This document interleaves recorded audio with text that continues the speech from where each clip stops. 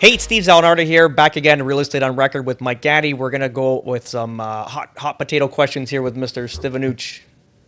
All right. Hot potato question. What what caused home prices to rise so much in the last 2 years, Steve? What is that? Sorry, What caused home buying prices time. to rise so much in the last 2 years? Lack of inventory. Lack of inventory, cheap Okay, money. so Yeah. cheap money. Explain. Cheap money. Well, I they don't even know turn what that means. like to borrow, right? Rates were at 1.5, 1.3 at the low, right? So everyone qualified for a mortgage. So we had a lot of buyers. We didn't have enough inventory on the market for those buyers to purchase. So we're putting 30 off. There's 30 offers on every listing. Mike's right. The thing right now is that data's skewed. Number one, I think, with the way they're base inflation, so we don't have a clear indication. And then this market should have already have faltered based on the debt level being, carried by Canadians right now. So why hasn't So it? let's give two scenarios. So if they raise rates, which we don't think they are, but if they raised rates, put more strain on people's financial situation, yeah, you're going to see obviously a huge default in pricing naturally, right? Just based on affordability. If they hold the rate, which I believe they are, and they start lowering it, and putting more optimism in the market, I feel like it's going to continue to go up. As long as the debt, okay, look, if the debt can be serviced and it doesn't fall, we'll be in a decent market. Decent in the sense that not healthy for anybody, but the prices are staying relatively high. I don't know. Like, I still think people are like the debt's still there. In reality, the numbers could look good that inflation is coming down, but if I think people are still eating through reserves, it's just a matter of time how long these reserves last, and if we improve before that, right? I don't think they're dropping rates like tomorrow, to be honest, just because there's too much. Like, there's too much. People are still hiring. Unemployment's still at good numbers. What's the unemployment rate at? 3.5 or 3.6, I don't know. something like that. That's Yeah, amazing. it's amazing. Yeah, yeah, no, we're gaining jobs when we're projected to.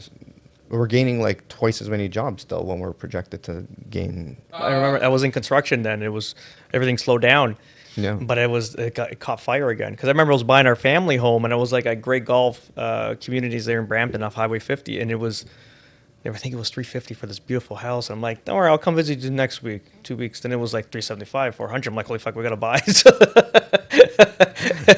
the U.S. didn't affect. But remember, our banks were resilient that time, right?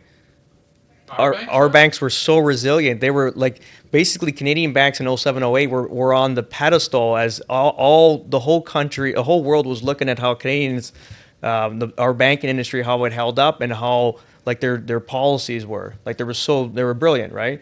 So I mean, even some of the governor general was at the Bank of Canada, one of the heads there. He got a job. Like they were plucking people to go across. I think it was in UK or something like that, or Australia. They plucked them to bring them out that way to kind of figure out their housing or their banking policies. Yeah, Right? yeah, I know. Yeah, Yeah. So Is it that's Flaherty? Was it Flaherty? No, that was Charles Souza. And what I'm painting a picture as an investor, right? As for every even on just normal family homes, like yeah, potential in-law suite in the basement, potential income. So it's basically attracting a whole slew of people. Even that commercial unit that I sold just recently, everyone was if you're commercial real estate, like no offense to them, but they're just very data driven. Their descriptions are like one line. Yeah. But the whole point was that it had three sources of income. So what I did is I painted the picture as a triplex. So somebody that doesn't need the full space, they can use a portion of it, lease out the other two portions, offset their expenses. And again, we're the only sold conditional out of the 4 or 5 units that are around there. There's a reason for And they're that. very similar in size. They're all the same, and some of them are even better fitted than us, like marble. Like this, one of them is decked to the nines. But again, painted the picture of multiple Multi-use. streams of income. And even my client gave me pushback. It's like, why are you doing that? This is not a house. I'm like, sit down. Like, just take a seat. Let me run with this. Like, this is you didn't hire a fool, right? Let me figure this out. You're creating more features and benefits for the same price. You're going to get that buyer every time. And when you get out of the box before the other buyer, especially in a market that's not appreciating, you're going to make the most amount of money. So and to finalize this episode, because we're already at 10 minutes, which is insane.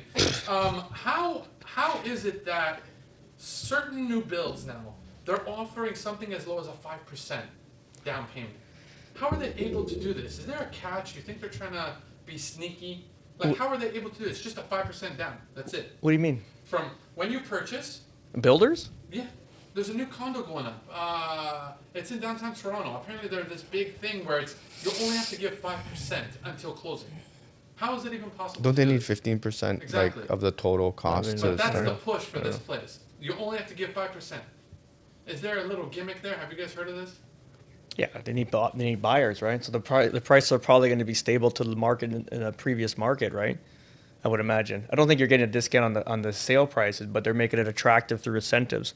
Remember, when there's a bad market, you'll start seeing in the States, it's notorious for this. It's like, buy our house, we'll pay off your credit card debt. Buy this house, we'll give you $5,000. So it's always an incentive. So that's what they're doing, right? It's just an Incentivizing buyers to say, well, we only have to put 5% down. The market will be better in a year or 2 years. Like, let's do it. This is a good idea.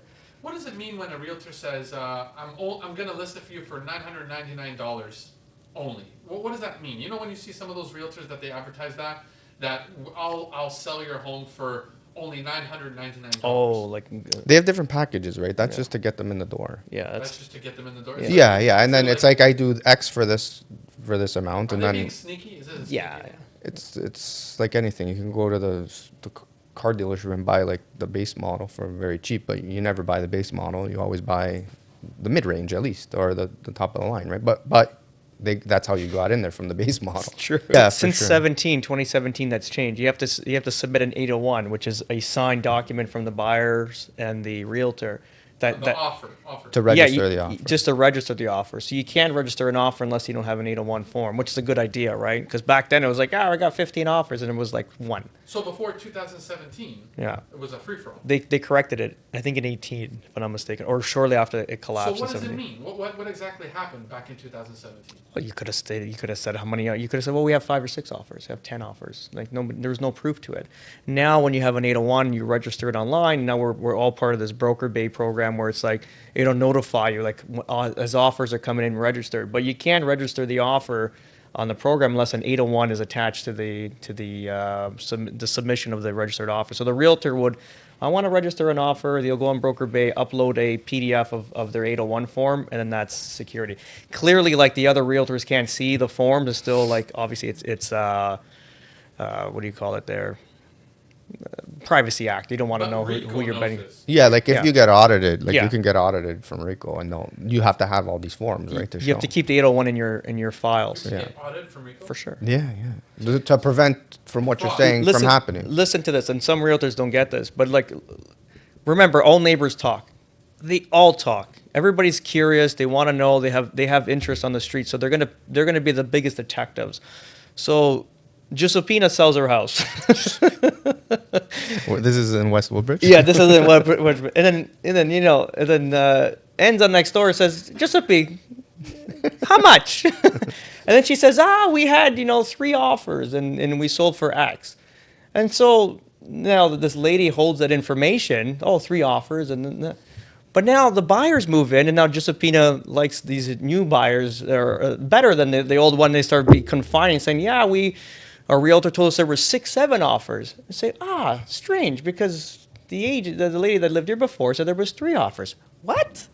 So now, like, think about it, the ramifications, right? The people don't get this. This is like being street smart. You can't read textbooks to figure this out. But it's like, so what happens is now, like, that buyer might say, hey, like, you told me to call the realtor. Say, hey, you said 7. There was 3 here. She can call RICO now, get an audit. They'll open up the files, and if there's only 3, that fucking realtor's murdered. Oh yeah, that's murder. But in 2017, this didn't exist. No, he told you. Do you have to pay to submit an offer? No, There's no payment for that. no. Hey guys, thanks for watching Real Estate on Record. If you have any questions, leave a comment. We'll get back to you. Please like, share, and subscribe, and we'll get you on the next one. Ciao. Thanks, guys. Have a good one.